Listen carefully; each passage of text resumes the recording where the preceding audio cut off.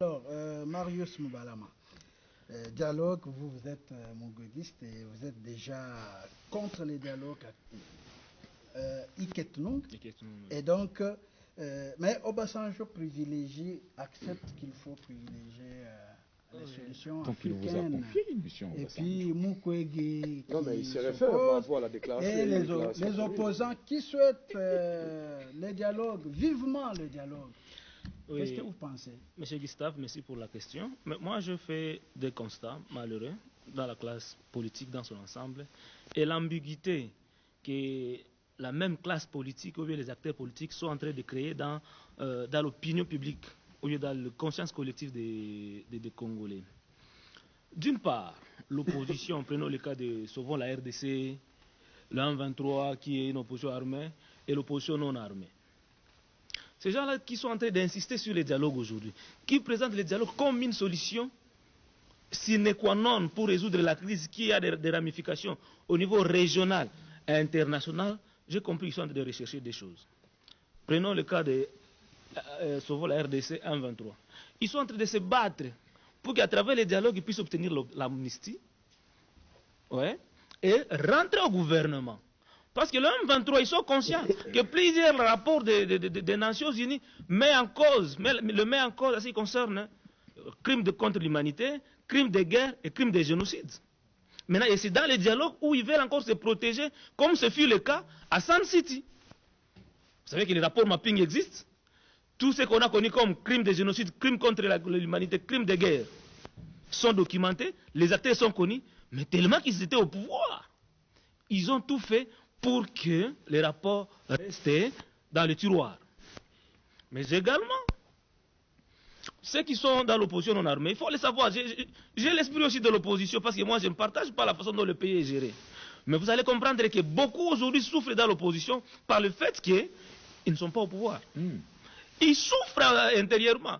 Et ils poussent les gouvernements, n'est-ce pas, à aller dans la logique du dialogue parce qu'on a, je peux dire, bobiné le mémoire des Congolais, que c'est le dialogue qui doit toujours résoudre les problèmes au Congo. Et pourtant, ce n'est pas vrai. C'est pas vrai. Si c'était vrai, on n'en serait pas là où nous sommes aujourd'hui, c'est parce que Sun City aurait trouvé solution au problème que nous avons. Si nous en sommes aujourd'hui, c'est que Sun City fit un échec. Ouais. Donc, ben, Mukwege ne propose pas il propose pas directement qu'il faut. Je vais revenir. Il faut attaquer le Rwanda. Je vais y arriver, monsieur le journaliste.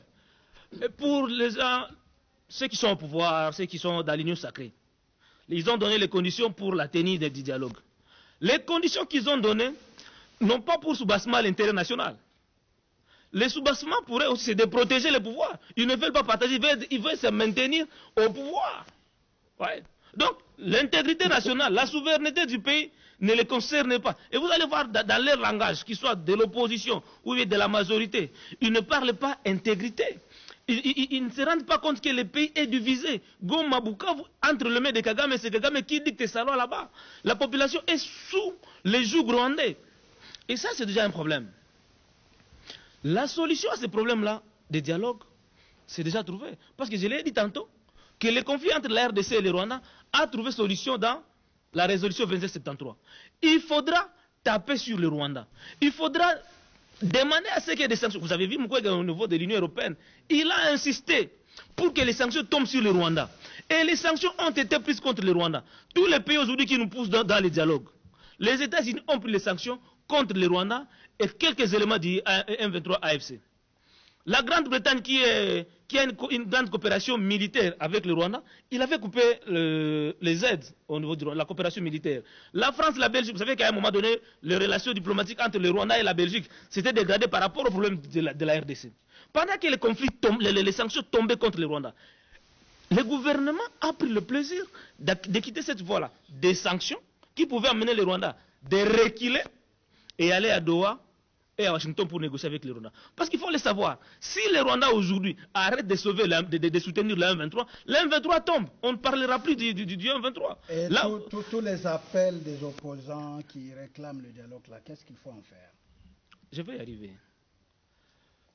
Le doyen, à ma droite ici, il a parlé quelque chose de très important.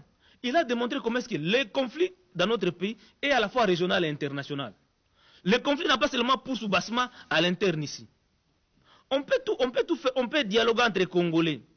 Mais tant que les pantés ou bien les supplétifs du Rwanda, dans M23, il y a toujours cette main invisible qui pèse sur eux, ils viendront dans les dialogues pas avec l'agenda congolais, mais avec l'agenda du Rwanda.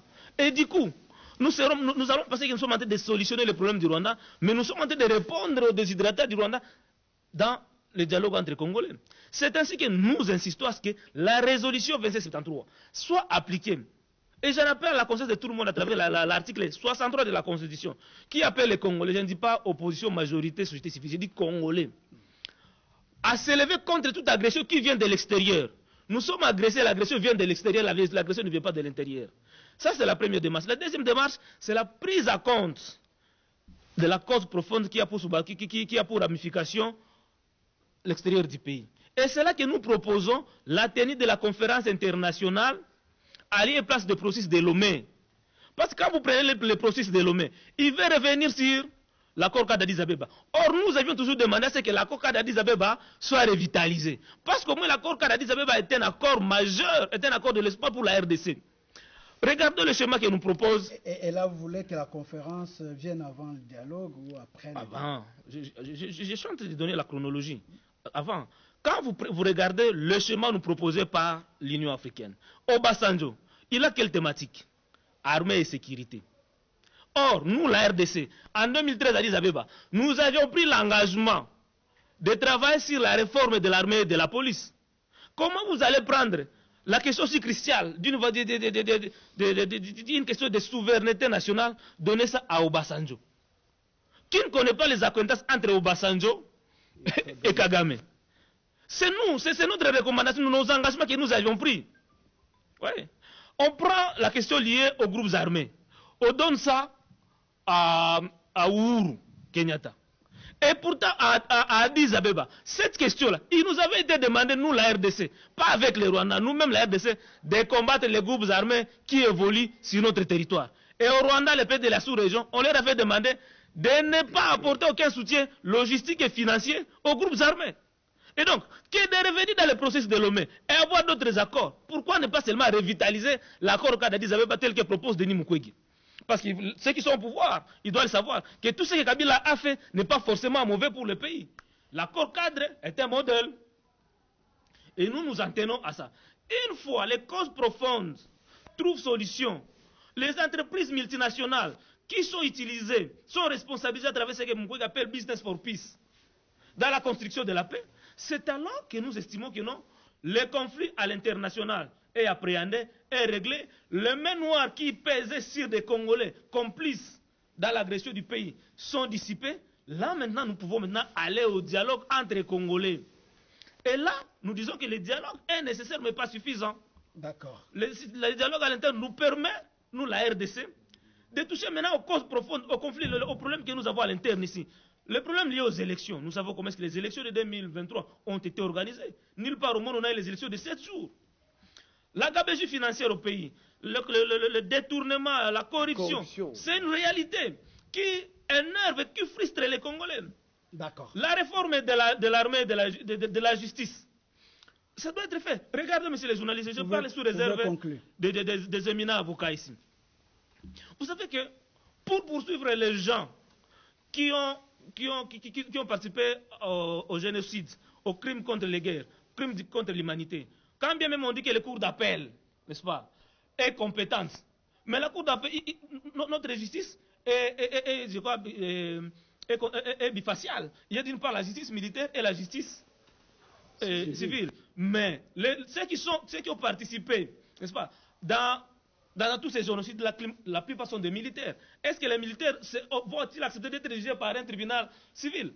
Tout ça sont des questions qu'il faut revoir. Ce sont des réformes sur lesquelles on doit étudier à l'interne. Et à l'interne ici, je vous donne un exemple. Je suis par là. Regardez au Rwanda.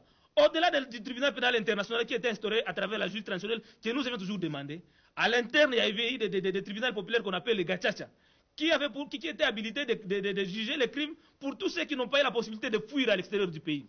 Ouais. Et le tribunal pénal international pour chasser tous ceux qui ont eu la possibilité d'aller à l'extérieur. Et nous, le président Tshisekedi doit, à ce moment-ci, demander à ce que la justice traditionnelle soit établie pour que la vérité soit connue. C'est impossible d'aller dans les dialogues pour qu'à la fin on puisse partager les gâteaux tout en ignorant les intérêts nationaux de la nation. Merci, maître.